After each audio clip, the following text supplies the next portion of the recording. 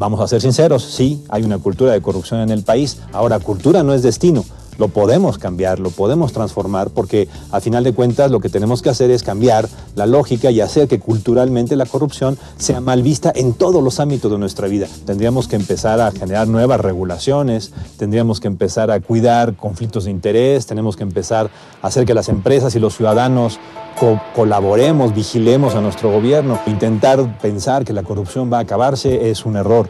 Lo que podemos hacer es controlarla, reducirla, y hacerla socialmente poco deseable, pero no es una batalla de 20 años, es una batalla de 5 o 6 años para iniciar una transformación importante en el sentido. En tiempos recientes, el Ejecutivo Federal y los principales partidos han presentado iniciativas de reforma política que por su alcance carecen de precedente en el país. ¿Debería adoptarse un sistema de segunda vuelta para evitar conflictos como los sucedidos en la elección del 2006? ¿Mejoraría la rendición de cuentas en México con la reelección consecutiva de legisladores?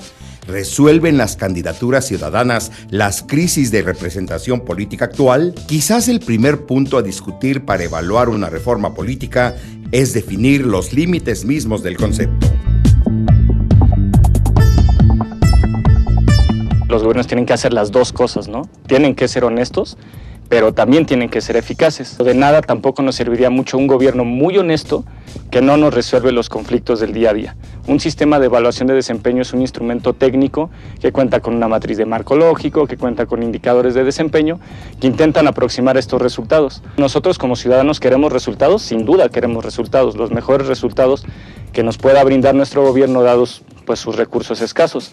Sin embargo, también queremos que nos diga por qué está actuando como actúa, cuál cree que es la raíz del problema, cómo piensa que puede atacarse esa raíz del problema, cómo pueden aproximarse los resultados de la acción gubernamental para efectivamente entender si la acción gubernamental va en el sentido más deseable posible, ¿no? Es decir, el resultado por sí mismo no sirve de mucho en términos de rendición de cuentas. Yo diría que hay una especie de abandono para todo el nivel, todo el ámbito municipal de gobierno. En México no tenemos políticas que atiendan específicamente a los municipios más abandonados. El municipio, aunque es una vieja institución del sistema mexicano, de hecho es la más vieja, los periodos de gobierno municipal son muy cortos, es algo totalmente atípico a nivel internacional. Requerimos municipios con posibilidad de reelección inmediata, donde efectivamente en un sistema democrático podamos estar renovando y fortaleciendo a la institución local. Tenemos que avanzar en una reforma lo más pronto posible y también es necesario recomponer la integración del cabildo. Insisto, un sistema federal que tiene gobiernos municipales débiles contagia al conjunto del sistema, entorpece el aterrizaje de las políticas públicas. Por ello, pues es muy importante recuperar nuevamente el debate sobre los gobiernos municipales.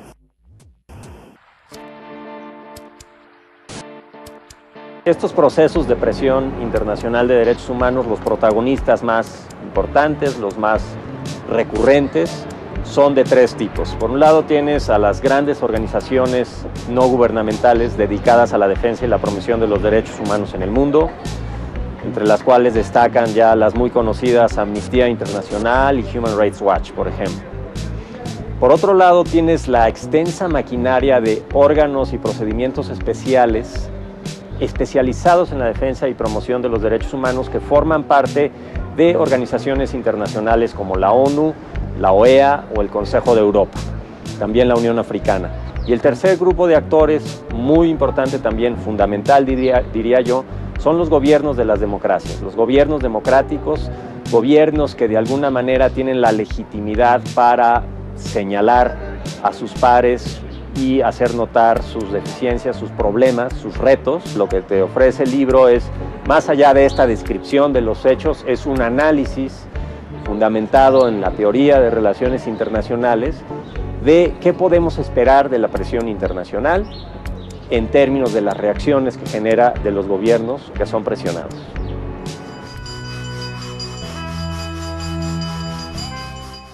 El problema es que la migración no es un fenómeno único, es un fenómeno compuesto por 5 componentes. Y en México siempre se nos olvida y solo pensamos en el componente de la emigración. La migración también tiene que ver con la inmigración, la transmigración, el retorno y la migración interna. Sin embargo, lo que hemos visto en el curso de los últimos años es que a nivel global hay un proceso de endurecimiento en las políticas migratorias a nivel nacional. Las migraciones no se pueden detener, es un fenómeno humano y es un fenómeno natural. Lo que se pueden hacer es administrar mejor, controlar mejor y justamente generar flujos bien administrados de migración dentro de la regularidad. Hay una agenda mexicana en términos de la cuestión migratoria y hay una agenda estadounidense. No tenemos realmente una agenda compartida. Hay 2 fechas que cambiaron de raíz el enfoque y la aproximación al tema migratorio. Uno, el 11 de septiembre de 2001 y 2, el 15 de septiembre de 2008. El primero en materia de seguridad, el segundo en materia económica. Estados Unidos considera que tiene un perímetro de seguridad que abarca incluso a México, con o sin el consentimiento expreso de México, y por lo tanto su planteamiento en materia de seguridad pues incide directamente en los flujos migratorios. Nuestra economía es una economía que ha pasado por etapas de apertura, de tal modo que el día de hoy en América Latina y en el mundo es una economía de las más abiertas. De hecho, los aranceles son bastante reducidos en términos del comercio de bienes. En el comercio de servicios, la economía mexicana aún no logra el nivel de apertura que se requeriría para tener una verdadera competencia económica. La dificultad para que se establezcan actividades de colaboración entre la universidad y la empresa se explica por múltiples causas. Algunos piensan que es un tema de recursos, otros piensan que es un tema de capacidad de legislación. La empresa en cierta forma se aísla, tiene una percepción bastante simple de lo que la universidad le puede apoyar, es decir, lo busca solo para capacitación, pero no para investigación y desarrollo. Falta que apuesten o que arriesguen un poco más a establecer proyectos complejos con las universidades, y de ahí podría venirse ya algún círculo virtuoso que permita ir identificando nuevas oportunidades, salir explorando algunas otras previamente. La seguridad social está diseñada para los que son formales. En respuesta a esto, lo que se propone es que todos tengan acceso a la misma seguridad social por el simple hecho de ser mexicanos. Es una propuesta bastante innovativa, algunos países europeos la tienen, es discutible, tiene sus pros y sus contras, pero en general el resultado neto siempre es positivo. El reto es ver si puedo homologar a todo el sistema de salud en una sola institución o los dejo como están. Los retos son: ¿cómo voy a garantizar una buena calidad de salud? 2, ¿cómo voy a garantizar que los estados gasten bien y no sean opacos? 3, ¿cómo voy a garantizar que esto no se convierta en una bomba sindical? 4, ¿cómo voy a garantizar el financiamiento a todo este esquema? Porque va a costar mucho más de lo que hoy gastamos.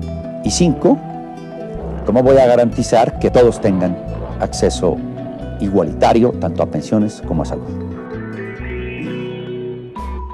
México es un país que ha avanzado de manera significativa en materia de transparencia. La mayoría de los análisis que se han hecho sobre las comparaciones de los sistemas de transparencia con países latinoamericanos demuestran que México ha hecho avances significativos en materia de normatividad, en materia de instituciones y en materia de operación. Sin embargo, todavía hace falta cuidar ciertos detalles de la operación de transparencia, y esta es la parte fundamental donde tenemos todos que centrar nuestra atención, en la parte operativa y en cómo hacemos el derecho de acceso a la información homogéneo en cada uno de los rincones de este país. El problema más grave que tenemos en el país es la calidad de la información que reciben los ciudadanos. En un gran número de casos obtienen la respuesta a su pregunta, pero es información que no les responde, que no les sirve para el propósito que ellos están buscando. Y esto crea una especie de desencanto generalizado en el ciudadano que ejerce el derecho. Lo más importante de una política de transparencia es que al final del camino el ciudadano tenga la certeza de que hay no solo un derecho garantizado en la ley, sino un procedimiento y un conjunto de mecanismos institucionales para que ese ciudadano obtenga información sobre su gobierno y tenga la certeza de que esa información es completa, es actualizada y es veraz. Con esta colección, el CIDE difunde elementos académicos y los integra a la discusión y comprensión de temas, retos y dilemas actuales, así como para dar sugerencias de políticas, diseño e implementación de soluciones en problemáticas específicas. Estos títulos buscan estrechar el vínculo entre los proyectos de investigación sobre los temas de coyuntura e impacto realizados en el centro, con el público informado y con tomadores de decisiones.